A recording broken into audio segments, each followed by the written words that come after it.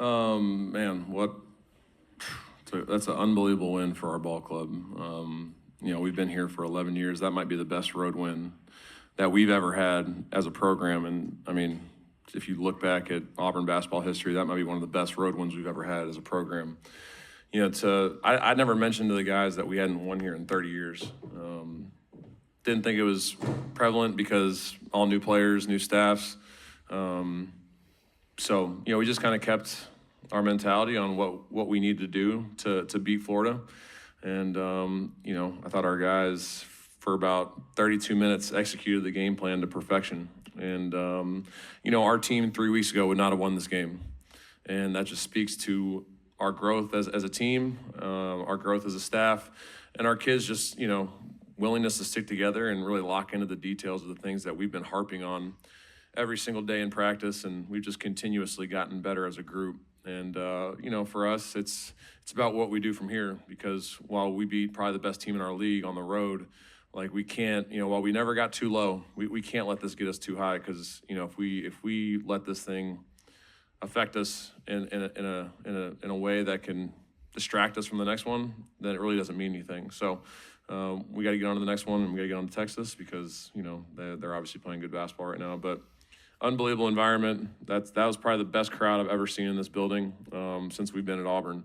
And it should be, because that's a Final Four caliber team. And, I thought our guys just did a good job of executing the things that we had to do in order to win. And we're able to come away with a great win. So take any questions. We also have KeShawn Murphy up here for questions, so we'll start with Ike. Go ahead. Coach Pearl, talk a little bit about the defense, particularly in the first half that you guys had against Florida. What were the things that you were seeing from your team, the effort they were putting forth? We were just swarming to the ball, and we really talked about keeping everything in front of us. We had some discussions on whether or not we were going to switch, and we just figured, we got to do what we do best, and switching's been really good for us over the last couple weeks. And we didn't let their size affect us. Our bigs did a great job at kicking the guards out anytime we did catch a switch. And, we wanted to make them settle for contested or for jump shots. And, they made 4 of them in the first half, but that was something that we were okay with. I thought the biggest difference in the first half was we held them to 4 offensive rebounds. And that team, in the first half, they missed 16 shots, and to only get 4 offensive rebounds, that's 25%. That's 20% under what they typically rebound on the offensive end. That's significant. That's substantial. It's the reason why we were up 15. It's the reason why we won the game. They got a couple of them late, on those last couple possessions. But I thought overall our guys did a really good job of hitting and holding their checkouts and swarming to the basketball and finishing possessions. So, and then anytime the ball went into the post, our guards did a great job at digging at it. Our bigs were very physical, and they did a great job of getting vertical at the rim and not letting them have any easy ones. So, we held them to 37% from the field. Part of it, they missed 11 free throws. But, we'd rather them shoot free throws than get easy ones at the rim. So defensively, I thought our guys did a good job executing the things that we needed to do. That's what you said. You thought you were going to have to hit 40% from deep or better to beat this team. It's just 33%. And you only have 1 in the second half. What does that say about the way you guys were able to grind for baskets? But we shot 90% from the free throw line. So that 10%, I told the guys we need to shoot 80% from the line. The fact that we shot 90, I think, makes up for the 1 3 that we probably could have or should have made. So, but yeah, to only make 1 3 in the second half and shoot 33%, that just kind of speaks to our guys' ability to just kind of hang in there. They tie the game with 7:50 left, and that's an eternity in college basketball, especially on the road. They had all the momentum in the world, and we got into a timeout, and we were like, you guys, like, if I were to tell you that with 7 minutes and 50 seconds left, we're going to be tied against one of the best teams in college basketball on the road, would you take it? And they're like, fuck yeah, like, let's go. And, they did a great job of responding, and, we did it. We hit back, and we went on, I think I said we were going to be up 5 at the next media, and we got up 6. So our guys just responded and did a great job of taking that team's punch. 3 weeks ago, our team would have folded and let all that pressure get to us. And, our team did a great job of hanging in there and staying together. Coach, KeShawn, 16 points and 9 boards. Could you talk a bit about how his efficiency has grown as the season's gone on? And then, KeShawn, if you could comment on that, that would be good. Yeah, he's healthier now. He wasn't healthy. How many games we played, Ted? 21. So, like, he wasn't healthy the first 16 or 17 games of the year. He really just got healthy over the last, like, 5 or 6.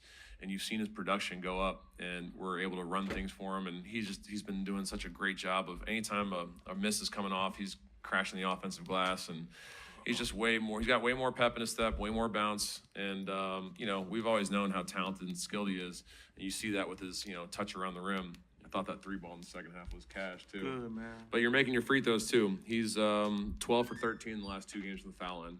That's the difference between 16 and 9 and, 12 and 9, which is, that makes all the difference in the world. So he's been great, but he's got to, continue to stay hungry, because that's, I think, what's kind of fueled him is he's had a little bit of a chip on his shoulder to kind of show, the rest of our league and the country what he's capable of, and he's just got to continue to do that. So. Yeah, like Coach said, I'm getting back healthier, and a lot of that is me getting confident. The coaches and players put more confidence in me to be able to play my game. And as season goes, I pray that I continue to stay healthy to be able to produce like I am today. First half, KeShawn Hall, it seemed like you guys had a concerted effort to try to put him in switches against Kingley. What did you guys see from him in the first half that really helped you get off to that fast start? Yeah, I'd be sad to be in the locker room. For what it's worth, KeShawn Hall didn't miss a shot in warm-ups. I said, usually that's the kiss of death for, like, he's going to miss every shot now. And then he made his first 2, and I looked at IB, and he was like, I told you. So from there, I was like, Mike, just continue to feed him the ball, because when he, like, you've seen when he was at UCF and you've seen at Auburn, like, when he makes a couple shots, like, at that point, the basket just gets really big for him. And he did a great job of attacking their switches. He got them on angles, and I thought the difference between his first half and his second half was in the first half, he did a really good job of playing off 2 feet and using shot fakes when he needed to. In the second half, he got a little sped up and played off 1 foot, and Tommy did a great job of defending him at the rim. But, made 3 threes early, and to have 22 points in the first half, 2 assists, 1 turnover, is just phenomenal. It's the only reason why we were up 15 at that point. He kind of carried our offense and gave us the confidence we needed to, obviously hang in there. And for him to score 2 points in the second half and our guys to find a way to, grind out that win was really important for our group. Steven, there was a lot of talk about your relationship with Todd going into the game. What was that post-game handshake like, and to be able to beat him head-to-head? Yeah, I mean, Todd's had our number since we've been here. They've won 3 out of 4, and we've had every time we've played has been for something significant. So SEC tournament championship, Final Four, they go on to win a national championship, and like this game for us was huge because this week we made up a lot of ground as far as where we were in the SEC going into this week, and to do it against 2 on the road twice is. It meant a lot for our program, and they just came off 5 straight wins, so they were playing really well. So, I'll call him after the game at some point and check on him, because he's a fiery competitor, and he's the best coach in our league, and I have a tremendous amount of respect for him and his staff. And he once he we'll talk at some point. I've been on the other end of that 3 times now, so I get it. But, for our guys to be able to come down here and get our first win in 30 years against probably the best team, that was probably the best Florida team that we've played against in Gainesville since we've been at Auburn.